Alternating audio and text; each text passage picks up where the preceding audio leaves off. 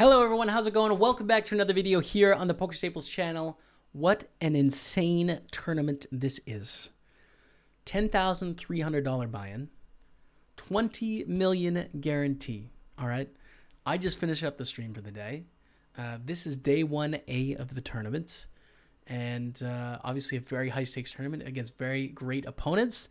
I don't want to spoil anything for you, so without further ado, enjoy Party Poker Millions Online, day 1A. 46 seconds. Where's the table, man? Pop up my table. Let's do this. It's a moment in time. The 10K one dare? No. All right, here it is. All right, on our table, we have Timex. Do you think it's actually Timex? Do you think it's him? It could be him, man. Alexito, 97. New York Jimmy, Dandelion, 328. Player 1234, Marlo, and lovely Lady Lou. Good luck all. Here it is, guys. Now, we got to figure out the theme and quick. I'm thinking spaceship with a special background. We're in, dude. We're already playing. I wasn't ready, man. What do we hit for the background? Purple? 2 purple? Blue? 2 blue? Green? What do we do? Chat, I don't know. What do we choose? What do we choose for the background, man? Oof. It's aggressive. Do we choose the orange? I don't think that's the orange. Is this the orange? Nope, that's not it. I don't know. We got to figure it out. Let's just wait for a second. We were first hand. We're already in. We see a raise from lovely Lady Lou under the gun. And we have King Jack in the big blind. We're probably going to be calling here. We got to change up the tunes, man. I feel unprepared. Okay, so we know 2 players on the table for sure. I don't recognize the other players' names, although this could be Timex. So it folds around to us. We will call. We are playing the first hand in the Millions Online. We call. Oh, we flop at the top pair 2 on a King 8-8. We start with a check. Okay. Good start. Flop in the top pair. We like it. Chip leader already has 1.1 million. Nice pot. Now the King 8-8 board, this is a nice thing for us because we have more 8s than our opponent does, right? So they're going to have to be a little bit cautious, but I expect them to continuation bet a lot because, of course, we're just going to miss this board almost all the time, right? 8 on the turn. It's beautiful. We check. Let them bluff, you know? Like, let them do their thing. We're obviously not worried about our hand. And on the river, it's a 4. So now we're going to try and get some value here. Trying to get called from a queens, a jacks, a 10s, a 9s, you know, any of the small pairs, basically. Hope that they think we are bluffing here, although we're not very often. And the nice thing, again, is that we have more quads than they do, so they can't really just, like, raise us indefinitely. Hello, Mike McDonald, aka Mr. Timex. This is Jamie Staples. I am live on stream right now. I have a player on my table in the Party Poker Millions, and their name is Timex. So, listen, I'm not putting you on the spot here. I just want to know, are you Timex? Are we playing right now? Mike McDonald, hope you're doing well, man. Have a great day. We'll find out. We'll find out, dude. Ace-Jack in the small blinds. I am going to limp. I think limping is a good idea here, given how deep we are, right? I don't think we want to do very much raising at all. Look, we're 200 big blinds deep against very good players. Limp calling is going to be a much better option in this spot. So we'll do that. Good old flop of 9-9-7. Okay. Not a bad flop here, honestly. The sorts of bluffing hands they're going to raise aren't going to hit this very often. It's going to be smaller generally. And the big hands, you know, of course, still the big hands. But we feel okay on this flop, so we'll call. Let's see a turn, which is the King of Spades. Not so good here. Definitely a better card for our opponent than us, and a Jack of Hearts on the end. Well, now it's a little bit awkward. We check. The question is, do we call a bet or not? Well, a bet doesn't come in, so we don't have to. We are beat by a decent amount of stuff there. In the end, our opponent had deuce-4 offsuit, so it's important to note that they raised very wide here. So like an extremely wide isolation range, which is telling us some things about what they think about us. You know what I mean? So let's make a note on that. This is a real tournament. The buy-in is 10,300. You can see here. And first place prize should be about 2.2 million. We see a limp from player 1234, which I don't encounter like ever. So I'm going to raise to 20,000 over the limp. I just don't see it very often. I don't know what it means. So I'm just going to default to like, well, we have a suited ace in position, 200 big blinds deep, like so many chips here. Let's put more money in. And we get a think and a call. 9-5-3 with 2 hearts. This is basically the nuts, chat. It's not yet, but it feels good, man. Now, we don't actually want to bet too huge here. I think betting around 20,000 is fine. Because think about it, if we have like aces, kings, queens, jacks, we don't want to bet like pot here, you know? We do really poorly against check raises. We want to bet on the smaller side. And then if we want to bet bluffs, we might as, you know, we match with our good hands. So this is kind of the right sizing. But obviously so many good turns, like a 4. Any heart gives us the nuts. 9 is not a good turn. This is not a card we're going to value bet very often, and not a card we should bluff very often either. So I guess we have to check here. Ooh, that's a bad card. Heart. 4 is pretty good. We have a straight. Now there's a few hands we need to be aware of that can beat us here. Like 9-5, well not 9-5, but quad 9s, 5's full of 9s, 4's full of 9s, and 3's full of 9s, which they can have all of those. And then I guess 6-7 suited, but I don't know if they limp those. So we raise the river or not.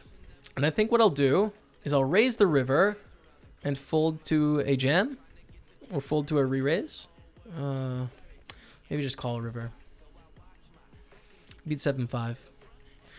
The thing is, what sort of hands are we going to be able to get called by? And we have to think about their limping range, which I think is pretty much all pairs. I don't think we have too many like 9-10 suited, although we just see 7-5 suited here.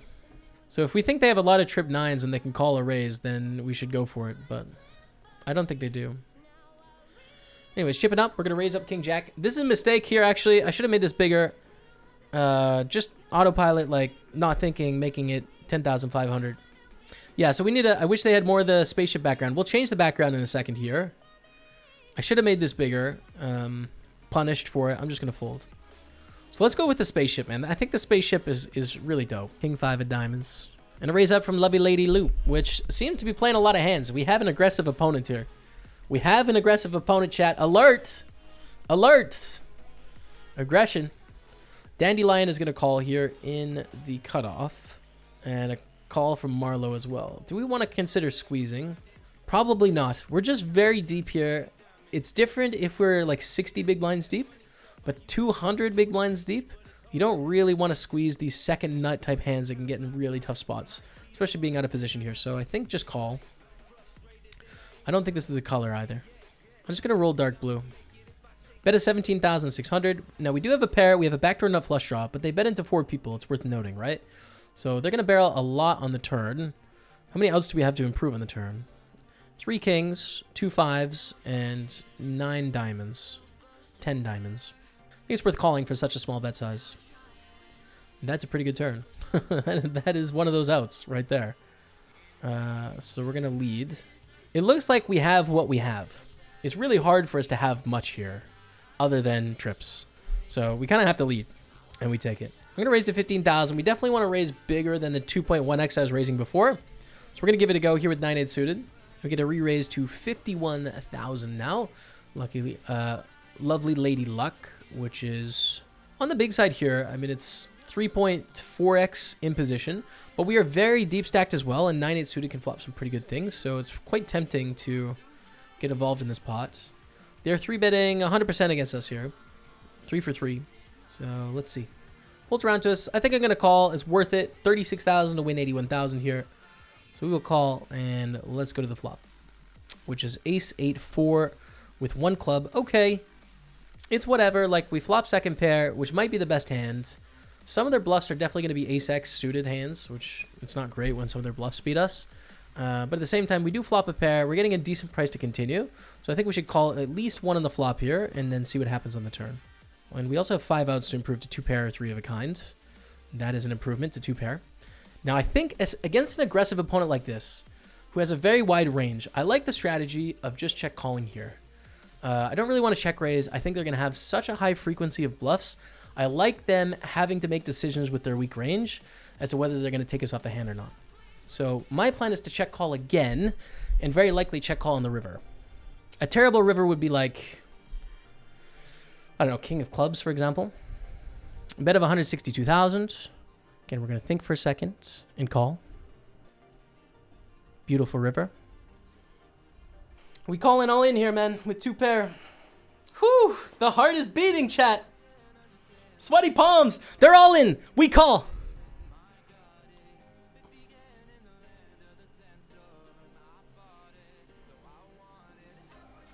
Oh my God, that's so unlucky, man. Oh, it's so unlucky. Oh. That 1-out turn. Okay. All right, it happened, but no regrets. Tough turn for us. Tough situation there. We'll move on. We have a good hand here, and we still have a quarter of a stack, which is better than no stack, you know? There's still a good chance. We'll keep moving. Alexito goes for the limp here. Okay, so we have a limp from this player, too, which is interesting. Let's see if we get to see a flop or not. Player 1, 2, 3, 4 limps as well. Limp from Marlowe. Let's see a flop. 10-8-6, all spades. Pretty interesting here. We flop a pretty good draw, the second nut draw, which is good, but it can also be dangerous at times too. And then we flop a gut shot here as well. So it checks around a player who min bets. Marlowe calls. I think we should call as well. I don't see any reason to raise in this situation, but I also think our hand is quite good and we should probably continue. 4 on the turn is a fun one because we just picked up more outs.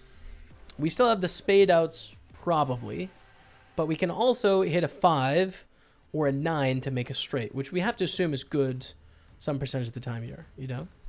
Another min bet, another call. Again, I don't see the reason to raise here. We'll call one more time and let's hit it. 9. Okay, we have a straight. Straight are good. I don't think we want to lead. It's kind of obvious, you know, that a 7 is possibly out there. And our opponents can still have better hands than us. Like they can have queen jack, they can have flop flushes or something. So I think checking is good. But once it checks down, we win the pot. We chip up to 350,000. That's good, man. Let's go to the ace 4. I'm going to limp call, expecting a raise from Lovely Lady Luck. They've done this 3 times in a row, so I would assume one here as well. But they don't. They check. Queen, queen 8 on the flop. And I'm going to start with a check and call with our ace high. A bet of 6,000. Quite small, but I think worth continuing. Turns a 9 of clubs. Okay, good card for us. We pick up a flush draw. And of course, sometimes we just have the best hand with our ace high right now. But it is a pretty connected board too. Check, check. 5 of clubs on the end. And we'll value bet. And we'll win. Okay, 10-8 is going to be the fold. If we want to replay the hand, we can do that. Go to the replay cam here. So we open up the 9-8 suited. We get re-raised from Lovely Lady Luck. And this is like the closest spot of the hands. Now, one of the things leading towards calling here is that we've been 3-bets 3 opens in a row, which doesn't mean like, oh, we're mad, we have to call. Not that, but we adjust our strategy, right? If they're 3-betting us a lot, it means they have a wider range. And it means close hands, because normal ranges start to have, you know, make them not close hands and make them, well, you have to calls, you know? You get to calls. So we call here with the 9-8, and we go to an ace 8-4. Now, our opponent continuation bets, and I think once we flop a pair, we should continue at least one street. You know, we have 5 outs to improve our hand, which we have to assume is pretty good, as well as we might just get to showdown and win with our pair of 8s. So calling 60,000 to win 180,000, I like calling. Now on the turn, we see what we think is a beautiful, man. The 9 of diamonds, making 2 pairs. We're ahead of so many hands that are value betting here, as well as all the bluffs still. You know, like ace king, ace queen, ace jack. I don't think we see ace 9, ace 8. You know, ace deuce, ace 3, ace 5, you know, suited ace draws, and whatever stuff they have. Again, you got to think they 3-bet us 3 opens in a row, you know what I mean? And we've only opened 3 times. They're probably trying to take advantage of us, is the assumption we should make. So we feel very good is the point. Like clearly here on the turn, we're not folding at this point. And the reason to call is actually because we want to induce our opponents to continue bluffing. They've shown that they've been very aggressive, so let them continue to be aggressive. So instead of raising, just call, you know? River's a 3, effectively a brick, you know, a few ace 3 suiteds might get there, but they probably check on the turn, so it's nothing card. And we're happy to call off here. It's definitely hyped. Like, there's no fear here. Like, I'm just like, oh, we win so often here. We find out that the 9s hit the set on the turn when we hit the 2 pair. Pretty painful. Dandelion raises it up to 17,000. Now, I like playing this hand. I don't think I should 3-bet here, in that we might have to face some 4-bets. I think calling is fine. Let's go to a flop, hopefully. Although Lovely Lady Luck can put in a squeeze here. So pretty good flop. Queen A4 with 2 clubs. So we feel good about our hand. I think we have a king high or like a jack high or a 10 high flush draw. I like a check raise a lot more. But with the ace high, I think it's better to call here. Include some nut flush draws in our range. And we get to call a lot of turns as well. And that sometimes we have the best hand with ace high here too. You know what I mean? So it's a decent bluff catcher. And they just put in a pot size bet here on the turn, which is pretty interesting. And 9 on the end. Wow. Very interesting card. Pretty scary card. One of the things is it completes a lot of the draws they can have, right? They can have diamond draws, they can have jack 10 straight draw, and they just got there. We, of course, pick up a pair, but I don't think that helps us here. Because this completes a lot of the things we're actually afraid of being behind to now on the river that we were ahead of on the turn. So even though we prove we don't hit the club and they go for the jam, I think we have to fold on the end. We're beating like king jack, king 10, offsuit, other club draws that miss that, you know, don't have showdown value. Not a lot. So yeah, we'll fold. Too bad. A7 of clubs, another decent hand though. A hand that we can play on the button. A little bit too deep to want to go for re-raises against most of these opponents, like all-ins. Not quite, but one we can probably call and see flops. We just got to make sure we balance this with really good hands here as well sometimes, because it's a ripe squeeze spot with quite a lot of hands. But we call. Okay, nice. Ace 4 deuce. Very dry board. We flop top pair. We have the flush draw to go along. Really not protecting for much here, so I like checking back. And we'll see a turn. 5 of clubs on the turn is great. And pot size bets. We're going to call and probably call down in the end as well. 9 in the end. Okay. I don't think they have very many threes here. We're going to lose to like ace 3. We're going to lose to 4s. We're going to lose to some better aces as well. We have to think, are they going to check their ace X on the flop? Probably not. I think we have to call down here. There's just not that many threes. They do it very quickly, but we're also pretty high up in our range. If you think about, do we have ace king, ace queen, ace jack, ace 10? No, we 3-bet off the stack size. So like the best we can have is basically like ace 9x. We don't have any random 3x, so I think we have to call down here against Dandelion. Especially checking back flop. Yeah, here we go. On the turn set, man. Oh, the turn set, dude. Check, check, pick up the flush draw. They turn the set. We call off on the river. It's a tough one here. I mean, the sorts of things that we need to consider is that our opponent could have ace 3 suited, for example. Pocket threes. I think those are both of the threes. I don't think they're going to have king 3 suited. I don't think they're going to have 3-4 suited. So that's really it, you know.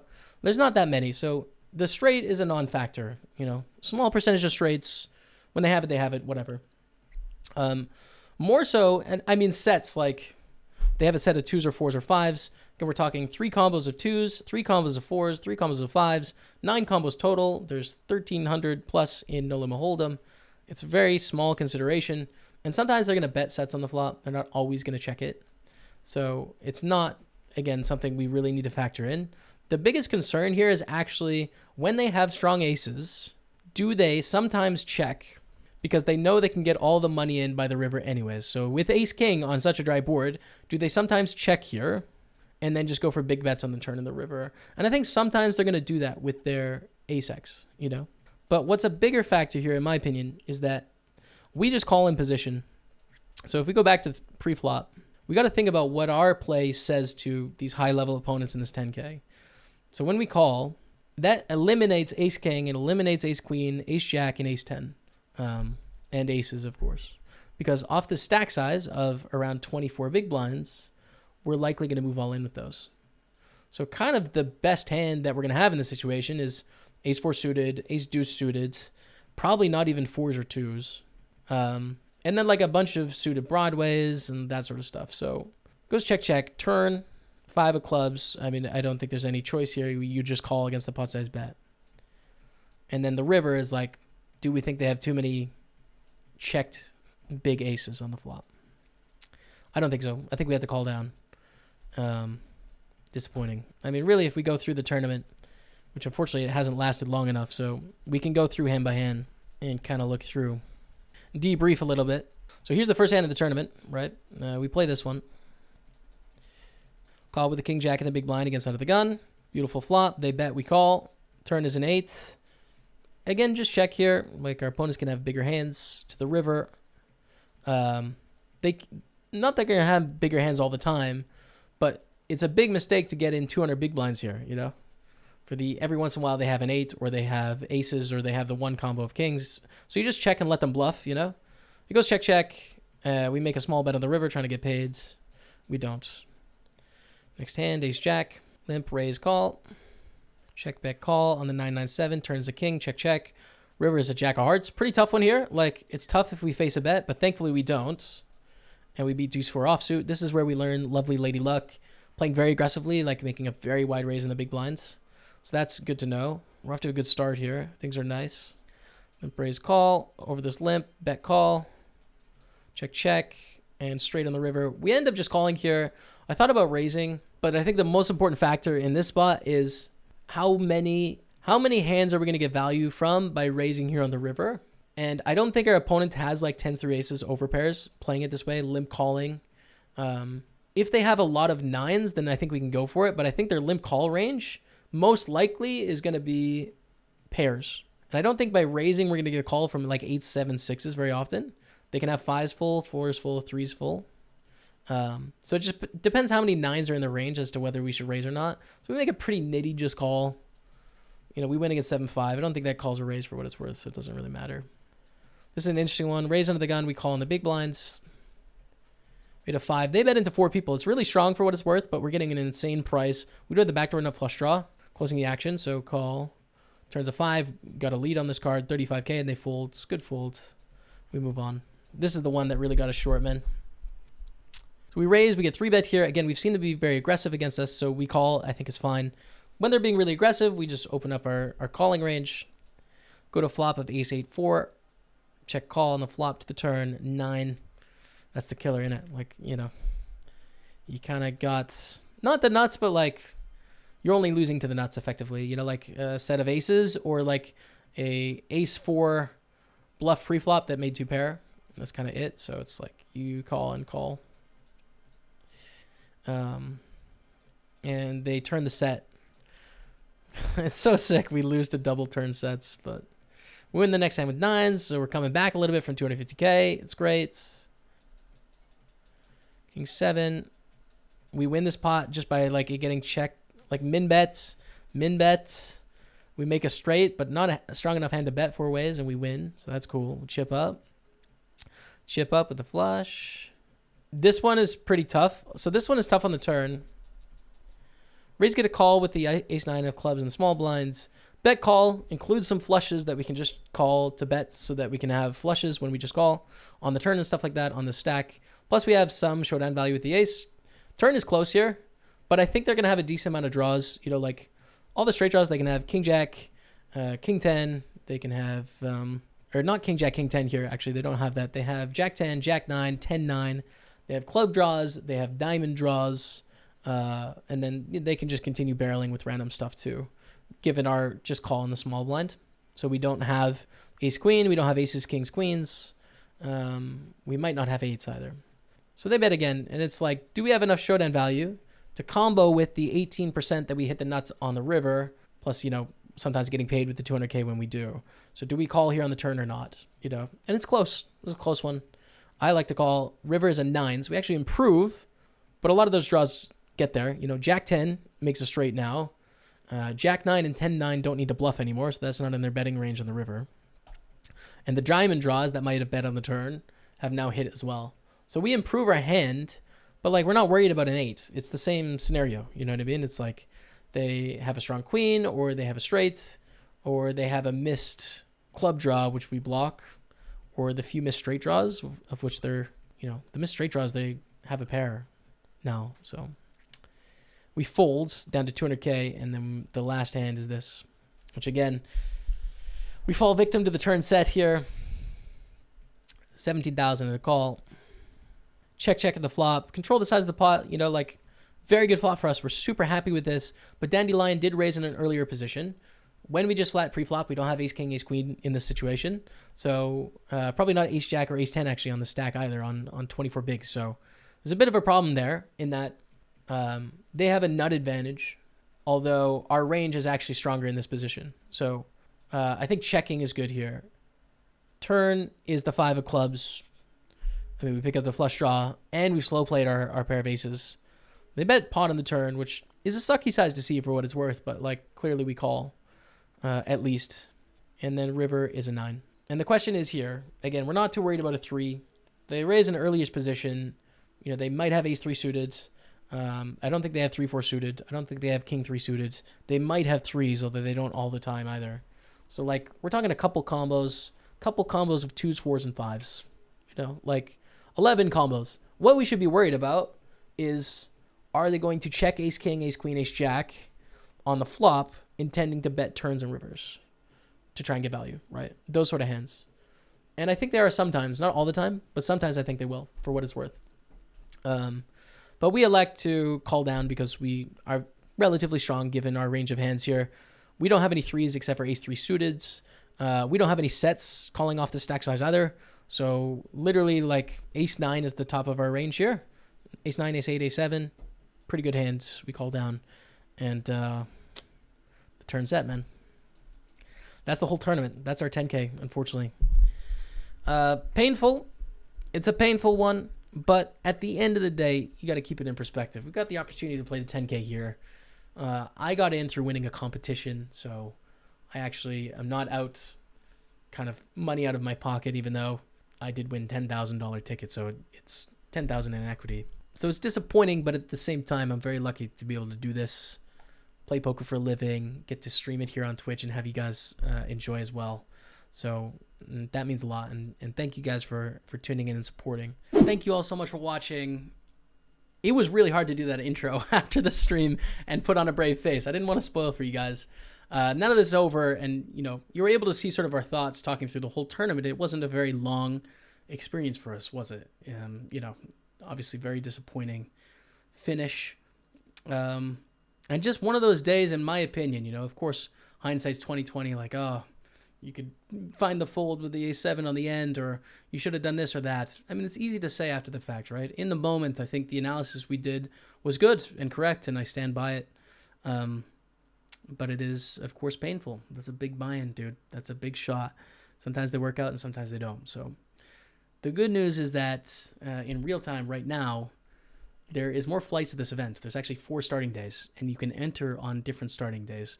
So over the next week or so, in real time, I'm going to be doing everything I can to satellite into day 1B next Sunday and give it another shot. So that's not my focus. But thank you guys so much for checking out the highlight. Drop the thumbs up. Whether you like the video or not, man, come on, it's painful. Hit me with that thumbs up. Subscribe if you're new around here. And thanks all of you for checking it out. But until next time, we'll see you later.